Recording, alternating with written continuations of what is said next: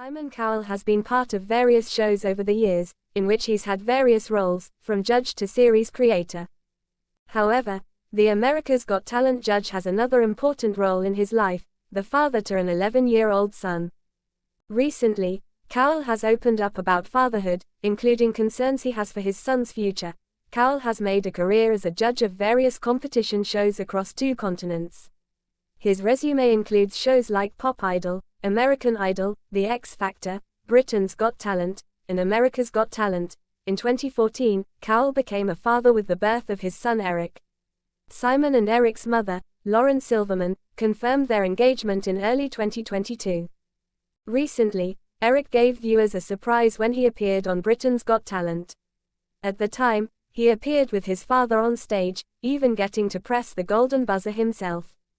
Over the years, Simon has usually remained private about his family life.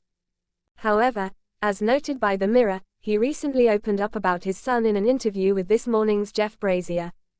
Simon assured how happy he was to have his son in his life. As he shared, "Honestly, everything. Out of everything I've ever done in my life, this is the best thing to ever happen to me. The very first time I saw his scan, I was literally obsessed." That said, Simon shared his concerns about his son growing up in today's day and age, especially in a world heavily reliant on technology. He shared, "We're getting to a point where the word phone comes up. Oh God, here we go. I'm very worried, Jeff, about how much kids can see at a certain age. I grew up, which was learning things at the right time, the right age. I just would be petrified of him having access to anything. That would really worry me." Simon also opened up about the pressures kids go through while living their everyday lives. He shared, "I think schools put too much pressure on kids, which is, you're getting up at 7 in the morning, you're coming home say at 5, 6 in the afternoon, evening, and then you've got to do 2 hours of homework." Simon also mused about how quickly time goes. He added, "It's like, they're 10, 11, 12 years old. It's too much. I would say to any teacher watching, ban homework, you'll have happier kids and they'll do better." Considering his own competition series background, Simon was asked how he would feel about his son wanting to become an idol.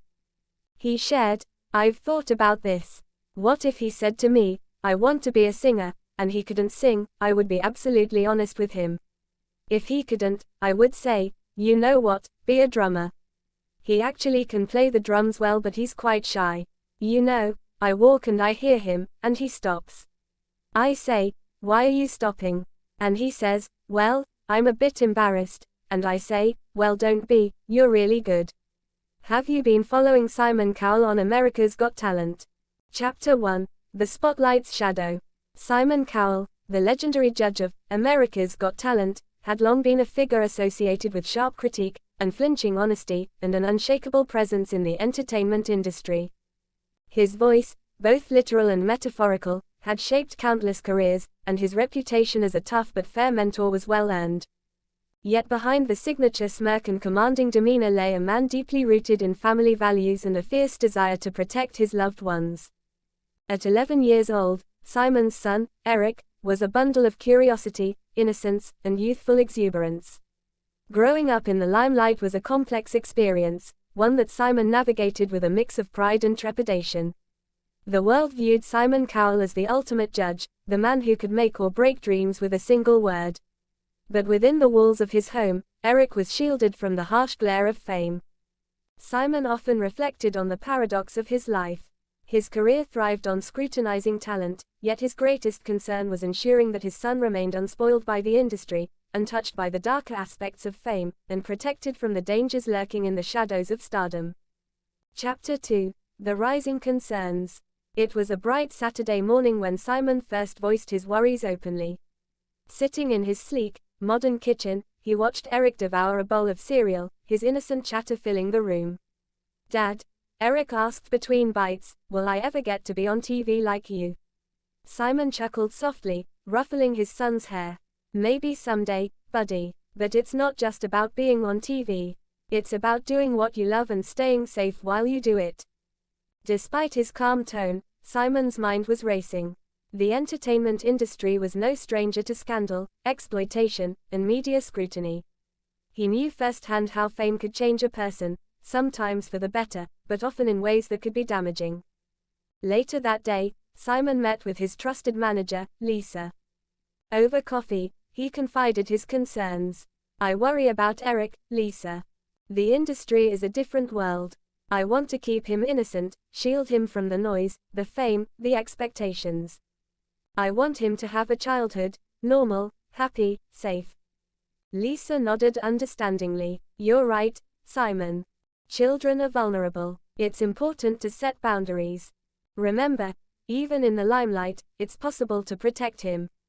It's about choosing the right environment, the right people." Simon appreciated Lisa's insight but felt the weight of responsibility pressing down harder. His instinct was to protect his son at all costs, even if it meant turning away from opportunities that might expose Eric to the pitfalls of fame. Chapter 3: The Temptation of Stardom. As Eric grew older, his curiosity about his father's world intensified. He would watch episodes of AGT when he could, marveling at the magic, the applause, and the bright lights. Sometimes, he'd ask about participating himself. "Dad," Eric pleaded one afternoon, "can I audition for AGT? I think I could sing really well." Simon hesitated. The idea of his son stepping onto a national stage was both proud and frightening. He knew the industry's allure but also its darker side: paparazzi, criticism, the pressure to perform, and the loss of privacy. He gently explained, "Eric, it's not just about singing. It's about being ready for what comes with it. Sometimes, the fame can be overwhelming. I want to make sure you're prepared, and that you're doing it because you love it, not because of the spotlight." But the temptation persisted. Simon recognized that shielding Eric entirely was impossible. Curiosity and ambition were natural parts of childhood. His goal was to guide him wisely and ensure he remained grounded. Chapter 4: The Digital Age Dilemma. By the time Eric was 11, the digital landscape had become an even more complex terrain. Social media, online exposure, and virtual fame created new challenges for parents like Simon. One evening, Simon sat with Eric in his study, discussing online safety. "Eric," he said, voice gentle but firm, "the internet can be a wonderful place, but it also has risks. People can say things that aren't true, or try to hurt you. It's important to be careful what you share and to talk to me if something makes you uncomfortable." Eric nodded, understanding that the digital world was a double-edged sword. Simon had made it a rule: no social media accounts without his supervision. He also employed filters and monitoring tools to ensure Eric's safety online. Despite these precautions, Simon knew that the biggest threat wasn't just digital predators but the pressure to conform, the glamorization of fame, and the loss of privacy. He often wondered, how much should a child be exposed to? How many boundaries to set? His instinct was to shield Eric from the worst, but he also recognized that part of growing up was learning resilience. Chapter 5: The Media Frenzy. One day, a tabloid leaked a story about Eric's school, sensationalizing the boy's innocence and suggesting that Simon was overly protective. The headline read, "Simon Cowell's son, caged in the spotlight." Simon was furious. The story was exaggerated, and it painted him as a controlling parent. Behind the scenes, he worked tirelessly to clarify the truth, emphasizing his desire to keep Eric's childhood normal and safe. The incident sparked a media debate about parenting in the age of fame. Critics argued that Simon was overprotective, while supporters praised his dedication to his son's well-being. Simon felt the strain of public scrutiny. Every decision he made was scrutinized, every protective measure questioned. Yet, he remained steadfast. His priority was Eric's happiness and safety.